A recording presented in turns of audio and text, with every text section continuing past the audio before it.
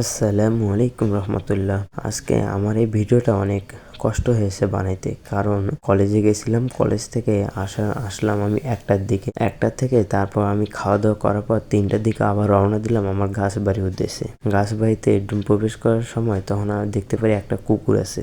এই কুকুরটাকে আমি অনেক ভয় পাই, মানে কুকুর জিনিসটাকে আমি অনেক ভয় পাওয়ারই কথা, কারণ কামড় দিলে তো সুই দিতে হবে। তা যাই হোক, আমি কুকুরটাকে পিটাই দেওয়ার পর আমি বাগানের ভিতরে প্রবেশ করলাম। প্রবেশ করার মধ্যে আমি দেখাচ্ছি যে ঘাসের চারাগুলা এবার কিন্তু একবারই কাটা হয়েছে। ঘাসের চারা এটা হচ্ছে আমাদের যে কুয়া, আদিম কাল থেকে যে মানুষ তো কুয়া তৈরি করে, ওই কুয়াটা আমি নিজেই তৈরি করছি। তৈরি করার পর ওইখান থেকে আমি পানি উঠাই ঘাসের চারাগুলোর মধ্যে পানি দিই। পানি দিলে অনেক ঘাসগুলো অনেক ভালো হবে। তাই পরিষ্কার করতেছি, অনেক কষ্ট হয়, কেন কি কলেজ থেকে আসার পর সঙ্গে সঙ্গে গাছ বাড়িতে যাওয়া বা কাজ করা, একটা মানুষের জন্য আবার ভিডিও তৈরি করা, যখন আমি কেউ থাকে না তখন কিন্তু ভিডিও তৈরি করি না, এটা অনেকে জানেন।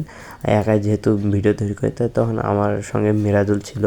তখন মিরাজুলকে বললাম যে ভিডিওটা করা, একটু আপলোড করব। তা গাছগুলোতে আমি পরিষ্কার করার পর আমি এখন ওগুলোর মধ্যে সার দিয়ে দেবো। সার দেওয়ার পর পানি দেবো। পানি টানি দেওয়ার পর আমি এই বাগান থেকে আমি রওনা দেব। কিন্তু তার আগে এই ঘাসগুলা আমি কি করি, আমার গরু নাই, আমার ছাগল নাই, আমি ঘাসগুলো করি কি, আমি এই চারাগুলা বড় করার পর তখন আমি ঘাসগুলা বিক্রি করি। যেহেতু গরু কেনার সামর্থ্য আমাদের এখন পর্যন্ত হয় নাই, আল্লাহ তাআলা আমার সামর্থ্য আমাদেরকে দিবে, যখন দিবে তখন আমরা গরু চাষ করব। তার আগেই উদ্যোক্তা কিন্তু উদ্যোক্তা যেহেতু আমার স্বপ্ন, কিন্তু এটাই প্রথম কিন্তু কাজ, যে গরু ঘাস বিক্রি করেই আমি কিন্তু চিন্তা ভাবনা করছি গরু কেনার আগে আমাকে খাদ্যটা তৈরি করতে হবে। যদি খাদ্যটা থাকে তাহলে গরু যখন আসলেই কিন্তু আমি গরুটাকে খাদ্য দিতে পারবো, যেহেতু গরু অনেক কিছু কিন্তু খায়। তো আমি সার দিলাম। আর কুয়ার মধ্যে যে পানিটা দেখতে পারলেন, যে কুয়ার মধ্যে পানি কিন্তু একদমই ওঠে না, তা ওইভাবে আমাকে কষ্ট করে পানি দিতে হয়। তা আপনারা অনেকেই বলবেন যে মানুষের দায় করছে, যারা মনে করবেন ওটা আপনাদের ব্যক্তিগত ব্যাপার, ওটা আমি নিজেই অনেক কষ্ট করেছি। আপনারা অনেকেই বলেন যে কুয়া কীরকম, আমি দেখাই দিলাম কুয়াটা আমার বাগানের ভিতরে। আমার বাগানটা হচ্ছে প্রায় 5 শতকের মতো। তা 5 শতকের ভিতরে কিন্তু কুয়া আছে, পেঁপের চারা লাগার জায়গা আছে, গাছ লাগাইছি। লজ্জা করে না? না একটু লজ্জা করে না? বয়স এখন 23, 24, 25, এখনো বাবা মার কাছে গিয়ে হাত পাততে যে আব্বু আমাকে 10টা টাকা দাও, আব্বু আমাকে 100 টাকা দাও, আমাকে 600 টাকা দাও, বন্ধুদের সাথে ঘুরতে যাবো, আব্বু একটু এমবি লাগবে, আব্বু একটু ফ্লেক্সিলিট দাও, ফ্রেন্ডকে একটা কল দিব, 1000 টাকা দেন আম্মু আমি একটু কনসার্টে যাবো। লজ্জা লাগে না একটু যে এই বয়সে এসেও মা বাবার কাছে হাত পাততে হয়, যখন এই বয়সে থাকতে তোমার ফ্যামিলিতে কন্ট্রিবিউট করা উচিত ছিল। তোমার উচিত ছিল বাবাকে একটা পাঞ্জাবি কিনে দেয়া, বাবাকে একটা দামি ঘড়ি কিনে দেয়া, মাকে একটু স্বর্ণ কিনে দেয়া, যে আম্মা অনেক করছো আমার জন্য, অনেক করছো, আমার বয়স এখন 25, 26, 23, 24, অনেক করছো, এবার তুমি একটু রেস্ট নাও, বাবা তুমি এবার একটু রিটায়ার নাও, আমি কিছু করি, আই আর্ন নাও, আমি ফ্যামিলিতে এখন কন্ট্রিবিউট করতে পারবো, তোমার টেনশন করার কোনো দরকার নেই। হ্যালো গাইস, দেখতে পাচ্ছেন যে এই আগের বার যে চারাটা ছিল 1 2 3 4 5,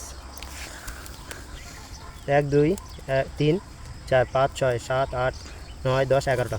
এবার এইখান থেকে 11টার ভিতর থেকে প্রায় 30টা গাছ বের হবে। কিন্তু 30টা হলে এত বড় যদি ঘাস হয় একটা গরুর জন্য এক বেলার মতো হয়ে যাবে। বাট এইসব কিছু বাদ দিয়ে এখনো গিয়ে হাত পাতা লাগে যে আব্বা আমাকে 500 টাকা দাও, আমাকে 50টা টাকা দাও, আমাকে 1000 টাকা দাও। লজ্জা লাগা উচিত, একটু হলেও লজ্জা থাকা উচিত আমাদের মধ্যে। আমি দেখলাম যাদের আসলে লজ্জা নাই, ওরা আসলেই জীবনে কোনো কিছু করতে পারে না। আপনাকে মানুষ অপমান করে চলে যাবে, আপনাকে মানুষ ডিসরেসপেক্ট করে চলে যাবে, আপনাকে মানুষ ছোট করে চলে যাবেন, আপনার যখন লজ্জা লাগবে না, আপনি ভাবেন ইটস ফাইন, ও আমাকে বলছে, এটা বিন্দু মাত্র আপনাকে চেঞ্জ করবে না। আমার কাছে কষ্ট লাগে এই বিষয়টা, যখন আমাদের কাছে ফোন আছে, আমাদের কাছে ইন্টারনেট আছে, আমাদের কাছে ওয়াইফাই আছে, উই হ্যাভ এভরিথিং, যেগুলো দরকার লাইফে সাকসেসফুল হওয়ার জন্য, বাট আমরা ইউটিলাইজ করতেছি না। আমরা নেটফ্লিক্সে কি শো আসতেছে, নেটফ্লিক্সে কোন শোটা আসবে, কোন এনিমে আসবে, কোন গায়ক আসবে পাকিস্তান থেকে নাচতে গাইতে, ওগুলো নিয়ে আমাদের বেশি কনসার্ন।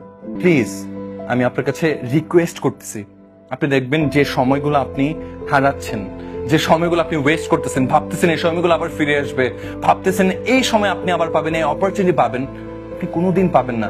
আপনি যদি এখনের সময়টাকে ইউটিলাইজ না করেন, আপনি যদি কিছু না করেন, আপনি যদি ভাবেন যে you have a lot of time, আপনি গ্রাজুয়েশন কমপ্লিট করবেন, এরপরে চাকরির পিছনে দৌড়াবেন, চাকরি আসবে, একটা লাখ টাকার চাকরি পাবেন, লাইফটা শাইন হয়ে যাবে, জীবন এটা হবে না। Trust me, I am telling you, জীবনে এটা হবে না। দিন চেঞ্জ হইতেছে, এখন আর ওই দিন নাই যে আপনার এখন ডিগ্রি নিতে হবে, আপনার বড় বড় পিএইচডি করতে হবে কিছু লাইফে করার জন্য। আজকের মতো আপনাদের কাছে এইখানে শেষ হলো আমার এই বাগানের কাজ। পরবর্তী ভিডিও দেখার জন্য আপনারা ফলো দিয়ে রাখুন চ্যানেলটাকে, লাইক কমেন্ট শেয়ার করবেন। সবাইকে আল্লাহ হাফেজ।